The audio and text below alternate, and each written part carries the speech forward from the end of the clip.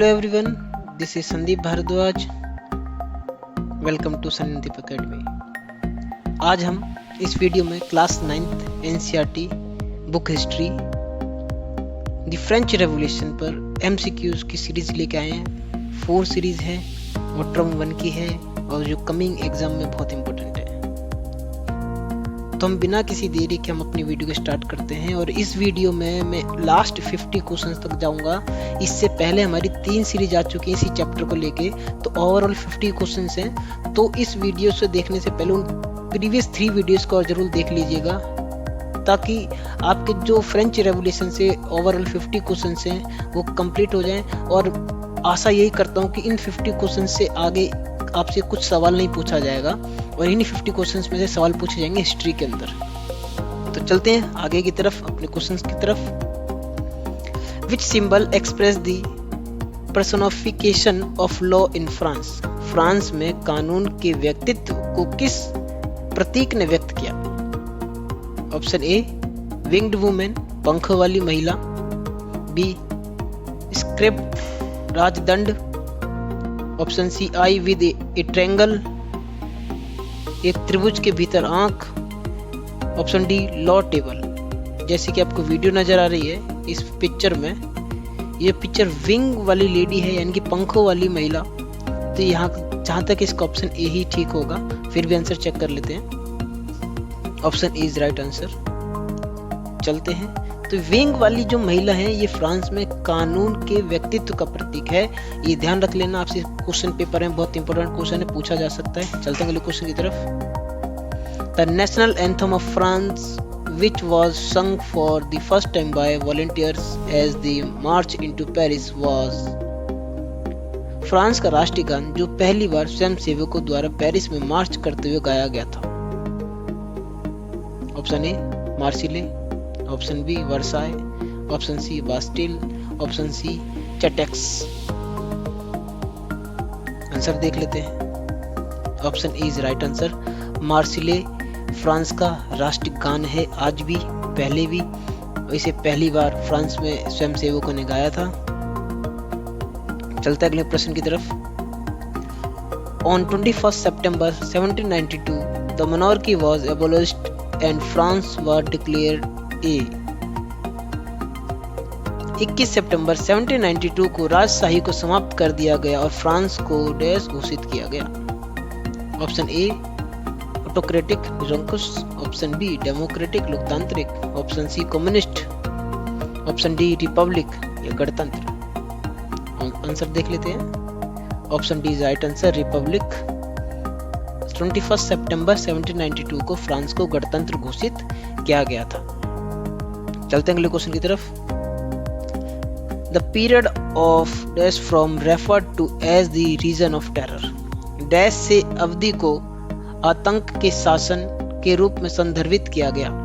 Option A 1793 1794, option B 1794 to 1795, option C 1795 to 1796, option D 1792 से 1793।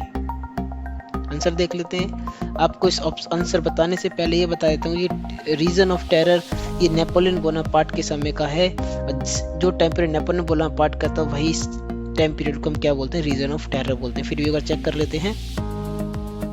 Option A 1793 to 1794 की जो time period है, इस 1 साल की अवधि को हम आतंक के शासन के रूप में जानते हैं। चलते हैं अगले प्रश्न की तरफ।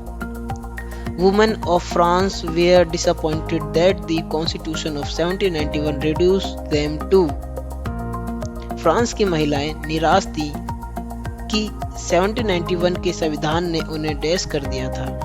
ऑप्शन ए एक्टिव सिटीजन, सक्रिय नागरिक, ऑप्शन बी पैसिव सिटीजन, निष्क्रिय नागरिक, ऑप्शन सी एग्जीक्यूटिव कार्यकारी, या ऑप्शन डी इलेक्टर्स निर्वाचक। तो यहाँ पे आपको सही सीधी बात है, यदि वो एक्टिव महिला होंगी तो जाहिर सी बात वो खुश होंगी, है ना। यदि कार्यकारी में भी ज्वाइन करते हैं तब भी वो खुश होते हैं, निर्वाचक बनते तब भी वो खुश होते हैं। लेकिन यहाँ पे क्या है, निराश जो शब्द लिखा है, तो निराश कब होंगे, जब उन्हें पैसिव यानी कि निष्क्रिय नागरिक घोषित किया जाएगा, तब वो निराश होंगी। तो आंसर फिर भी चेक कर लेते हैं हम अपना। Option B is right answer, passive citizen. कि जो 1791 का जो संविधान था उसने फ्रांस की महिलाओं को निष्क्रिय नागरिक के रूप में घोषित कर दिया गया था। चलते हैं अगले प्रश्न की तरफ। The women in France win the right to vote in dash. France में महिलाओं को डैश में मतदान का अधिकार प्राप्त हुआ। Option A 1946, option B 1942, option C 1945 या ऑप्शन डी 1947। आंसर देख लेते हैं। 1946 is right answer, option A. 1946 में फ्रांस की महिलाओं को वोट देने का अधिकार प्राप्त हुआ था।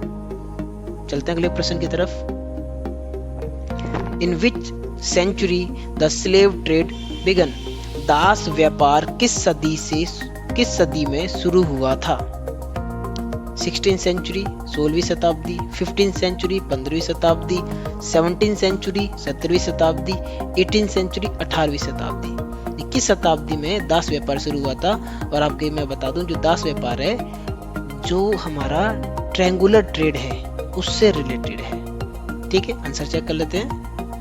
Option C 17th century. 17th century में जो दास व्यापार था उसकी शुरुआत हुई थी। चलते हैं प्रश्न की तरफ। When was Napoleon Bonaparte crowned as the Emperor of France? Napoleon Bonaparte को फ्रांस के सम्राट के रूप में कब ताज पहनाया गया था?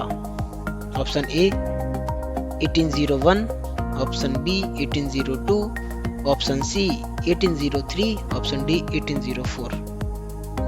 आंसर देख लेते हैं। Option D is right answer, 1804। चलते हैं अगले प्रश्न की तरफ। Dash was regarded as the modernizer of Europe in 1804। Dash को 1804 में यूरोप का आधुनिकीकरण करता माना जाता है। जैसे कि आपको फोटो नजर आ रही है, ये नेपोलियन बोनापार्ट की है और 1804 में ही उसे फ्रांस का सम्राट घोषित किया जाता है। तो इसका मतलब यही है कि ऑप्शन ए आपका करेक्ट आंसर होगा कि नेपोलियन बोनापार्ट को 1804 में यूरोप का आधुनिकीकरण करता माना जाता है। आंसर चेक कर लेते हैं। Option A is right answer. चलते हैं अगले प्रश्न की तरफ। In the year dash Napoleon Bonaparte was defeated at the Battle of Waterloo। किस वर्ष में नेपोलियन बोनापार्ट वाटरलू की लड़ाई में पराजित हुआ था? 1804 में सम्राट बना और उसके बाद वो किस वर्ष में पराजित हुआ, उसकी मृत्यु हुई? आंसर देख लेते हैं। 1815। Option C is right answer. 1815 के युद्ध में, वाटरलू का जो युद्ध हुआ था 1815 में, उसमें नेपोलियन बोनापार्ट की हार हुई थी। चलते हैं प्रश्न की तरफ। One important law that come into effect soon after the storming of the Bastille in the summer in 1789 was the abolition of। एक महत्वपूर्ण कानून जो 1789 की गर्मियों में बैस्टिल के तूफान के तुरंत बाद लागू हुआ वह था। ए लीडरशिप नेतृत्व, बी सेंसरशिप, सी इन्वेडिंग फोर्स हमलावर बल, डी स्लेवरी गुलामी। देखिए, जब बास्टिल के किले को हम देखते हैं कि उसमें तूफान आया, उसे ढहा दिया गया, तो उसके बाद कुछ ऐसी महत्वपूर्ण राजा ने ये नियम बनाए थे कि लोग आक्रामक ना बने, तो उनमें प्रतिबंध लगाया। जब प्रतिबंध की बात करते हैं तो उधर का मतलब है सेंसरशिप का मतलब होता है कि उनके ऊपर सेंसरशिप लागू कर दिया। यदि कोई भी काम करेंगे राजा की सलाह से ही करेंगे, उससे पहले परमिशन लेनी होगी। ठीक है, तो इस शब्द को सेंसरशिप कहते हैं। फिर भी आंसर चेक कर लेते हैं। Option B is right answer, censorship. चलते हैं अगले प्रश्न की तरफ। Name the two individuals from Indian who respond to the idea coming from revolutionary France. Bharat के उन दो व्यक्तियों के नाम बताइए जिन्होंने क्रांतिकारी फ्रांस से आने वाले विचारों पर प्रतिक्रिया व्यक्त की। ऑप्शन ए तात्या टोपे और Raja Ram Mohan Roy, option B Tipu Sultan and Lakshmibai, option C Tipu Sultan और राजा राम मोहन रॉय, ऑप्शन डी चंद्रशेखर आजाद और राजा राम मोहन राय। ये क्वेश्चन एग्जाम के लिहाज से बहुत इंपॉर्टेंट है। आंसर देख लेते हैं। Option C Tipu Sultan and Raja Ram Mohan Roy. इसी के साथ आज की वीडियो हमारी समाप्त होती है। आपको देखने के लिए बहुत बहुत धन्यवाद, शुक्रिया।